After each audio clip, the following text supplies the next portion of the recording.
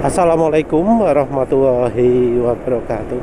Jadi kali ini penulis mau bahas gimana sih caranya menjaga kendaraan itu tetap irit. Jadi ya emang ya ada beberapa hal yang nggak bisa dicegah ya.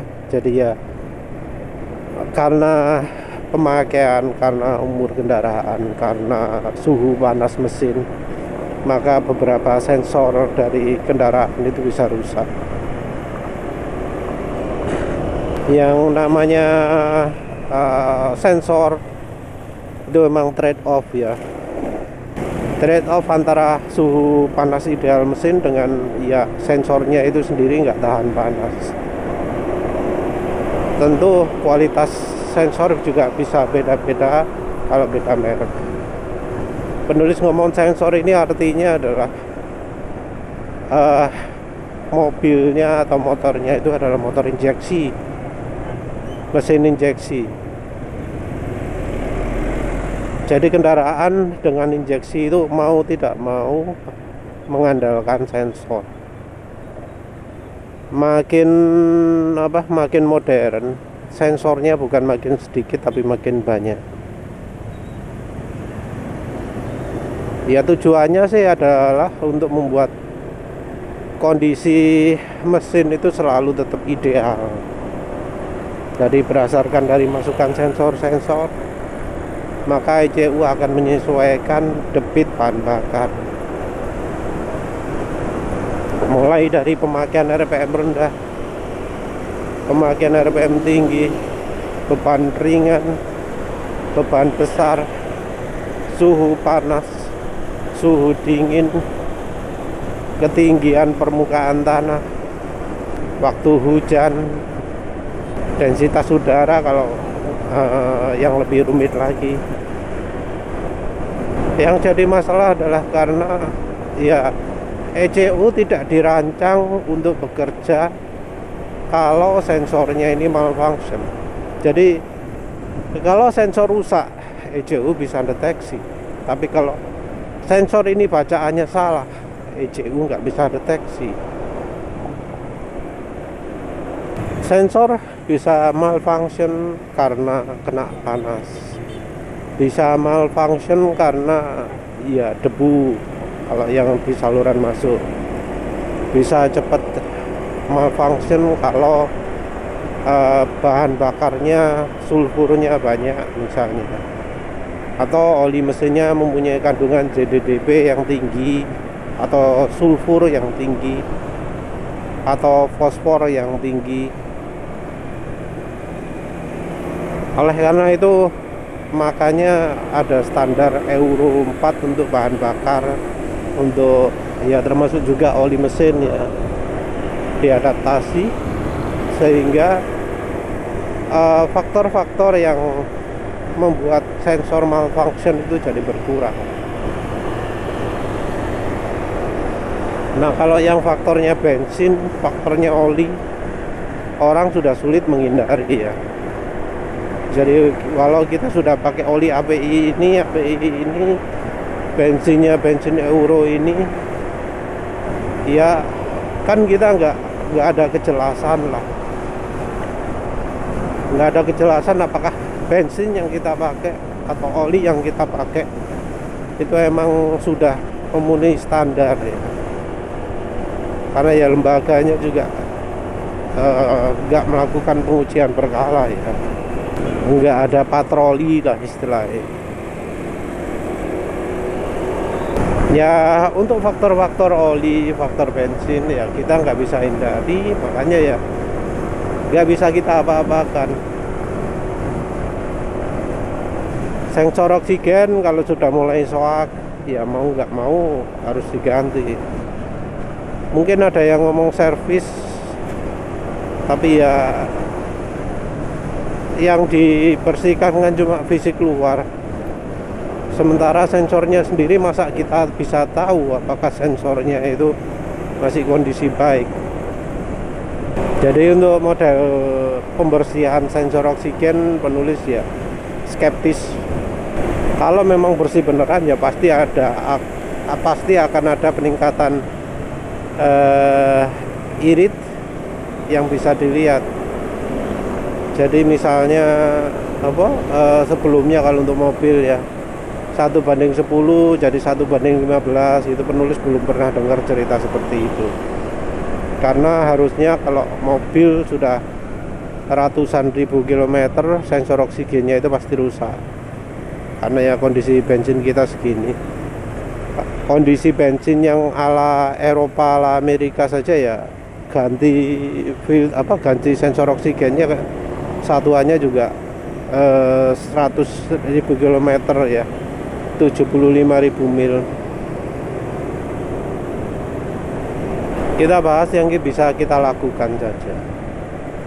Penulis nggak bahas yang yang irit dengan melakukan akal-akalan, seperti misalnya kasih resistor, diganjel ring, mau sensor oksigennya, mau sensor MAP atau apalah, kan ada trik yang pakai ganjel gitu, airflow sensornya diakali gitu. Penulis juga nggak bahas yang butuh perawatan lebih banyak, seperti misalnya pakai HCS, karena yang namanya HCS itu jelas butuh perawatan, baik HCS yang uap oli ataupun HCS yang pakai uap bensin. HHO juga jelas butuh perawatan, karena ya namanya air itu wajib diisi. Mungkin ada yang ngomong, oh perawatannya nggak butuh banyak, 2 tahun sekali gitu mungkin, tapi ya tetap itu perawatan yang simpel-simpel aja ya. Kalau pakai aditif ya itu tergantung juga ya. Ada aditif yang ribet ya, seperti aditif bensin itu ya. Kalau penulis sendiri nggak menggunakan aditif aftermarket, karena ya kebetulan untuk motor penulis ini aditif aftermarket efeknya ya sering kebalikan ya untuk aditif bensin. Jadi penulis pakai ya cuma 2, minyak samin Caponta dan minyak wijen merek cap bunga matahari, yang bunga mataharinya warna kuning. Untuk aditif oli ya itu relatif juga, orang pakai ya macam-macam. Penulis sendiri pakai stearik acid, silikon, boron, steliron ya. Steliron sudah ada minyak gorengnya, sudah ada oli sampingnya. Tapi poin kita ini adalah menjaga. Yang paling utama itu adalah dengan memastikan bahwa filter udara itu bekerja dengan baik.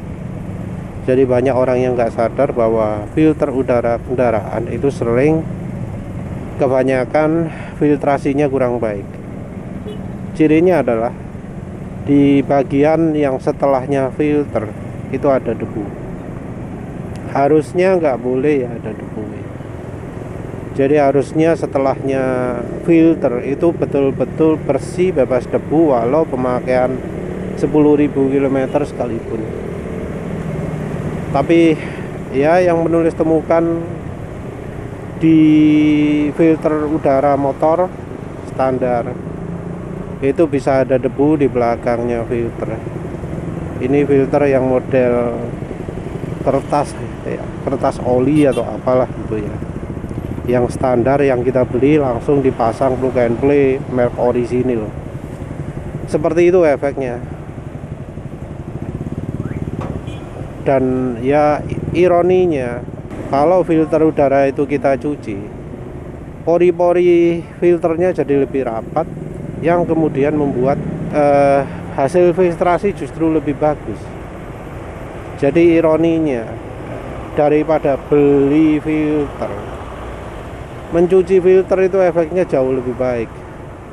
Selain dari lebih hemat, filtrasi juga lebih bagus daripada filter standar.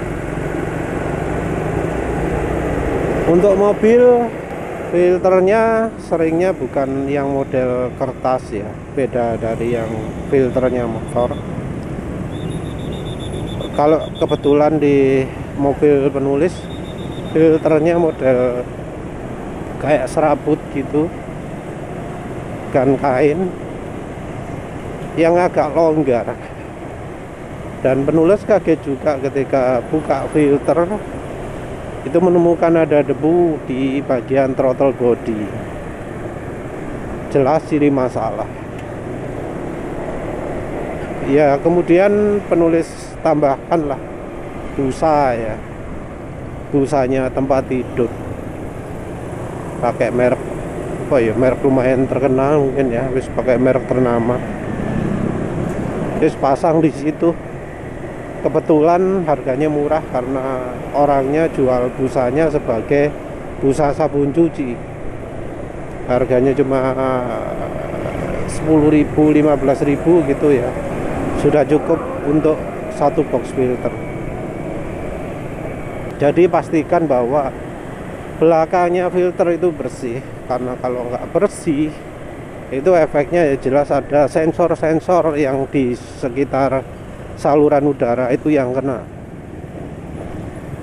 Kalau di motor mungkin nggak ada ya sensor macam itu, mungkin cuma idling sensor saja. Jadi RPM naik turun, terus idlingnya jadi terlalu rendah, bisa karena itu. Nah, kalau di mobil penulis, debu ini menyebabkan RPM mobilnya jadi naik ya. Jadi ketika dilepas gas nggak bisa balik, harus dibongkar, dibersihkan baru bisa normal.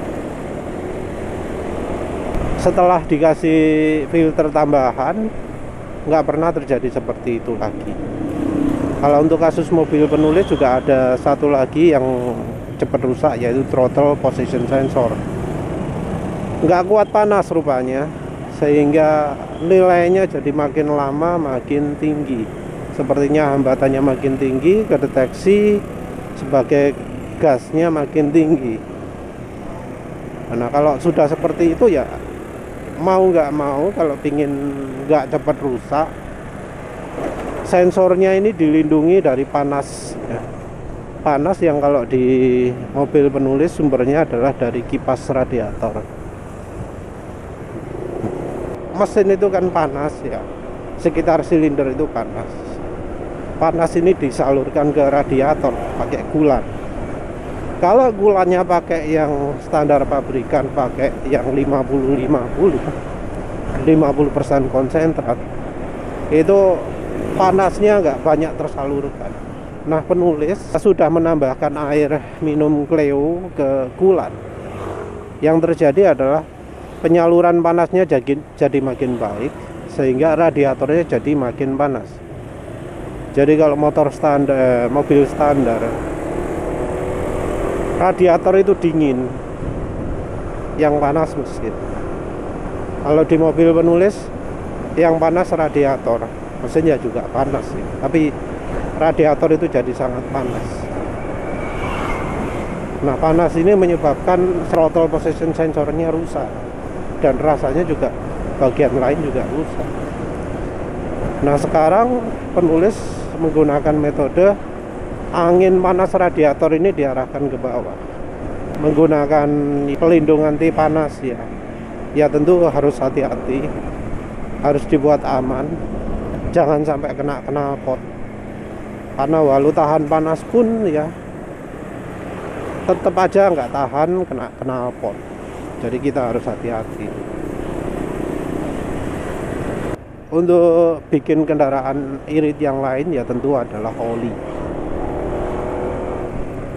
Penurunan performa itu bisa terjadi ketika oli itu kurang diperhatikan, baik kualitasnya maupun periode penggantian olinya. Dua-duanya ini orang banyak yang salah. Jadi soal kualitas orang berpikir harga mahal itu pasti oke. Enggak. Oli-oli sekarang mayoritas itu tidak layak pakai walau harganya sangat mahal, ratusan ribu per liter. Kalau memang niat oli yang baik, pingin oli mahal, harus oli PAO ya. PAO 100%. Itu baru mantap. Kalau nggak punya uang ya sekalian pakai oli mineral lah, nggak usah neko-neko pakai oli full sintetik. Jadi yang namanya oli itu jangan sampai bikin suara mesin kasar ya. Sayangnya suara kasar ini kadang sulit dicermati untuk mereka yang belum pernah nyoba pakai campuran minyak goreng, yang belum pernah menggunakan ya aditif aneh-aneh ya. Penulis nggak ngomong aditif aftermarket, karena aditif aftermarket itu halusnya itu bukan halus yang bener-bener halus ya, kebanyakan loh ya, yang sampai bikin senyap itu jarang sekali. Kalau ingin senyap sekali itu ya yang perlu dicoba adalah menggunakan minyak goreng sawit campur oli samping. Kalau untuk awal-awal ya coba 5% lah. Minyak gorengnya 5%, oli sampingnya 5%, oli sampingnya gasoli G1000 botol hitam, minyak gorengnya KCO. Coba itu. Setelah pakai itu akan tahu gimana sih motor senyap, mobil senyap gitu. Kalau kompresi sudah bocor karena ya pernah telat ganti oli, olinya pakai yang kualitas buruk, kalau harganya ratusan ribu, solusinya sedikit ya, karena solusi yang pas itu adalah ganti part, ganti piston, ganti silinder. Selain cara itu termasuk dibilang akal-akalan yang nggak bisa bekerja sempurna. Yang pertama pakai SADO SGR. Jadi SADO SGR nya itu akan membuat kompresi jadi lebih padat. Yang berikutnya adalah pakai Steliron. Jadi di Steliron itu ada boronnya, ada minyak silikon yang membuat kompresi agak padat. Juga bisa pakai oli samping gasoli G1000 ya. Tapi ini untuk oli ini efeknya cuma akan terasa kalau sedang pakai. Jadi yang bisa lebih permanen itu mungkin cuma SADO SGR saja. Ya wes lah, itu saja.